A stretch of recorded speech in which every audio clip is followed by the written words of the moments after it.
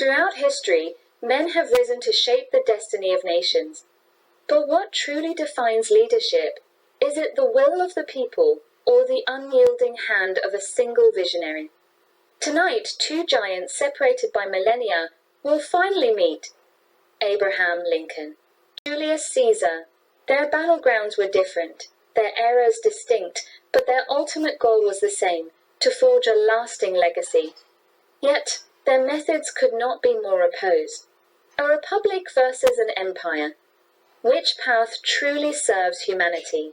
The debate begins now. First, the architect of an empire, Gaius Julius Caesar, conqueror of Gaul, brilliant strategist, a man who saw Rome's future and bent it to his will. His vision, order through absolute power, and from the New World, the preserver of a nation, Abraham Lincoln. A man of humble beginnings who fought to uphold the ideals of liberty and equality, even at the cost of civil war. His vision, unity through democratic principles.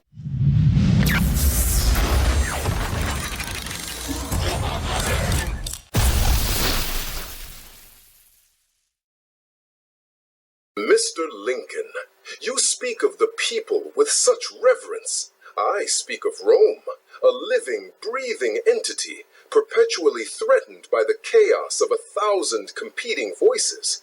The republic you so admire became a den of squabbling senators and corrupt patricians, paralyzed by its own laws while the world burned around it. It did not need another committee. It needed a savior. True leadership is not a popularity contest. It is the decisive act of a singular will. General Caesar. My nation, too, was born from a rejection of a singular will, that of a king. A house divided against itself, as you well know, cannot stand. But the cure for division is not the silencing of voices, but the difficult, often painful process of finding common ground. A republic, for all its imperfections, possesses a soul. It allows for the self-correction that absolute power, by its very nature, must deny. For when the people are silenced, who is left to correct the ruler when he inevitably errs? Self-correction? An admirable theory. But when your nation was being torn asunder by rebellion, did you wait for committees to debate? Did you not, in fact, wield power with an iron fist that would make any emperor proud? You suspended habeas corpus, the very right of a man to challenge his imprisonment. You blockaded ports, imprisoned dissenters, and waged a war of such totality it dwarfed my campaigns in Gaul. You acted not as a humble servant of the people, Mr. Lincoln, but as their master. You became a king to save a republic. Tell me, what is the difference? The difference, General, lies not in the tool, but in the purpose for which it is wielded. Every measure I took, however severe, was a temporary necessity aimed at a single goal, the preservation of the Union and the principle of self-governance. Power, for me, was a burden to be relinquished once the crisis had passed. For you, it was a prize to be seized and held indefinitely. I sought to return power to the people. You sought to concentrate it within yourself. That is the chasm that separates our worlds. And let us speak of the foundations of these worlds. You speak of the order your empire brought. An order built on what, General? An order built on the backs of conquered peoples, their lands seized, their cultures assimilated, their bodies sold in chains. You brought the Pax Romana, the Roman peace, but peace for whom? Is it true order when millions live without liberty, without voice, their very existence defined by the will of a master? How can a leader claim to serve the people when he presides over a system that declares some men to be less than human? Do not preach morality to Rome from a throne of hypocrisy, sir. Slavery was a pillar of every great civilization of my time, and for centuries after. It was a reality, not an ideology. I did not invent it. I mastered the world as it was. Your own free republic, this beacon of liberty, was founded with this very institution poisoning its heart. You tolerated it. Your founding fathers enshrined it in their laws, and you only cleansed it with a fire that consumed over 500,000 of your own citizens.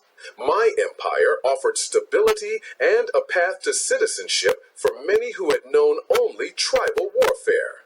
Your republic offered a promise of freedom that it could not keep without tearing itself apart. And yet, it did. It tore itself apart, and in doing so, it healed itself and became truer to its own promise. That is the profound strength of a government of the people. It is not infallible, but it is redeemable. An empire, general, however magnificent, is brittle. It depends on an unbroken chain of strong hands. When that chain breaks through assassination, corruption, or incompetence, the entire structure risks collapse.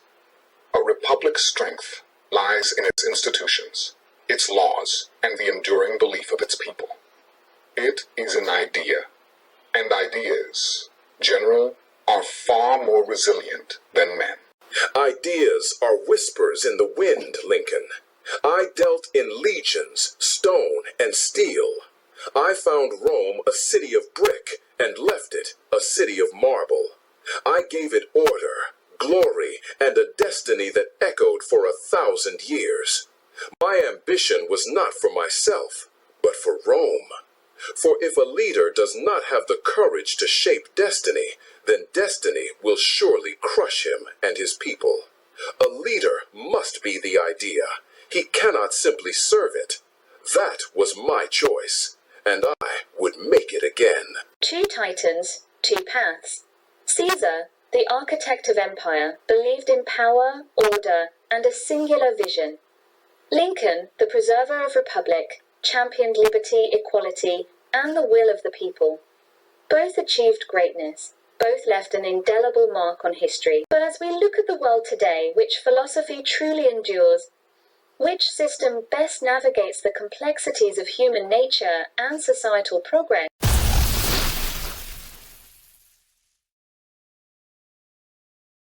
But as we look at the world today, which philosophy truly endures? Which system best navigates the complexities of human nature and societal progress?